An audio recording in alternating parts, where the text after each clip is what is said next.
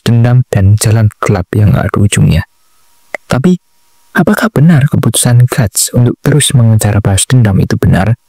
Mungkin kita semua pernah berada di posisi yang sama, merasa tersakiti dan ingin balas dendam. Tapi, apakah itu jalan yang benar?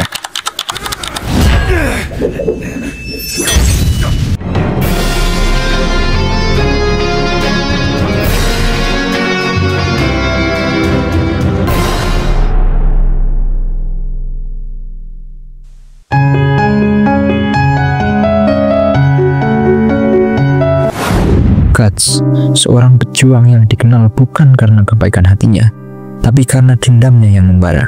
Sejak masa kecilnya, dia nggak pernah punya kesempatan untuk merasa bahagia.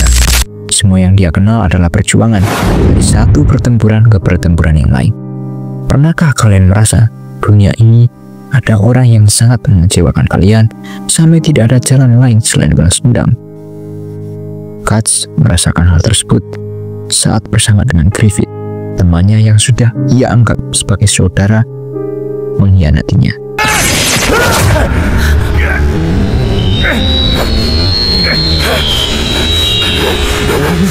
How foolish! What can a man?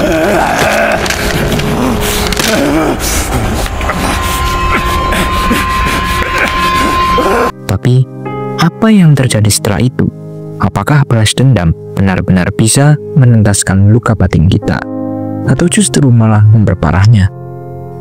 Guts melawan, bertempur tanpa henti dengan darah dan air mata sebagai bekalnya. Di dunia yang penuh dengan kegelapan dan kekejaman, balas dendam jadi satu-satunya alasan dia untuk tetap hidup. Tapi apa yang sesungguhnya dia cari? Apakah dia mencari keadilan, atau hanya sekedar pelampiasan emosi yang gak pernah reda?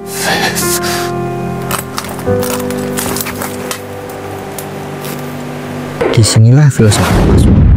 Guts adalah contoh nyata dari ide Nietzsche tentang resentment, suatu perasaan dendam yang terus terpendam, yang gak hanya menggerogoti jiwa, tapi juga menghancurkan hidup seseorang.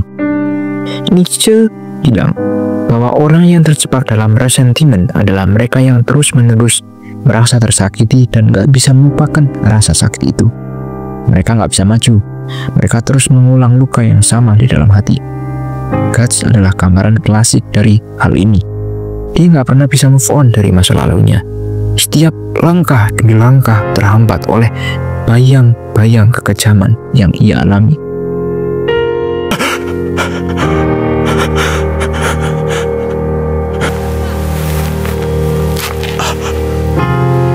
From now on, you belong to me.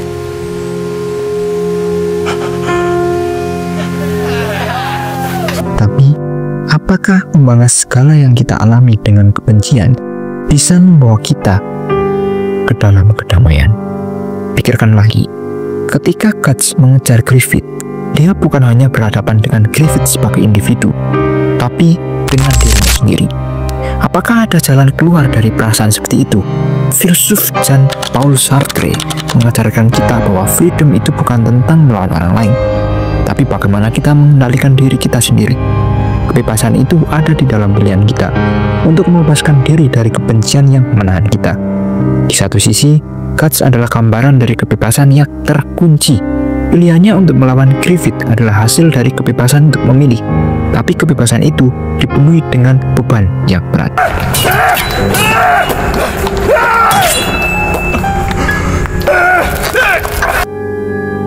Setiap langkah yang diambil oleh Guts, setiap pertarungan yang ia jalani, bukan hanya tentang membalas dendam, itu juga tentang mencari arti hidup setelah kehilangan segalanya. Dan ini yang membawa kita kepada eksistensialisme dalam anime Berserk. Eksistensialisme mengatakan bahwa kita nggak punya makna yang sudah ditentukan. Kita yang harus memberi makna itu. Guts memilih untuk terus bertarung, bertahan hidup, meski tanpa tujuan yang jelas. Bahkan ketika tujuannya adalah balas dendam, dia tetap memilih untuk terus maju dan maju. Tapi ada pertanyaan besar di sini. Apakah balas dendam benar-benar memberi makna pada hidup kita? Atau justru kita semakin terjerat dalam kekosongan yang tak berujung? Guts nggak pernah punya jawaban pasti untuk itu, dan mungkin itu yang bikin karakternya begitu relatable. Kadang kita juga berada di titik dimana kita merasa hidup tidak punya tujuan. Kita cuma berjuang tanpa tahu arah untuk pergi kemana. Tapi satu hal yang bisa kita pelajari dari Guts adalah bahwa meskipun kita terjebak dalam kebencian, kita tetap punya pilihan. Pilihan untuk bergerak, untuk melangkah meski jalan yang dipilih penuh dengan suffering atau penderitaan. Dan mungkin itu yang benar-benar kita butuhkan, bukan untuk balas dendam, tapi untuk tetap hidup dengan penuh arti, bahkan ketika dunia terasa tidak adil. Jadi, apakah keputusan Guts benar? Mungkin jawabannya nggak sesederhana itu, tapi yang pasti dia memilih untuk bertahan meskipun jalan yang dia pilih penuh dengan kegelapan. Hard to believe that 3 years of fighting side by side hasn't changed a thing. 3 years, huh? Yes, it's been that long since our... Come on, let's go.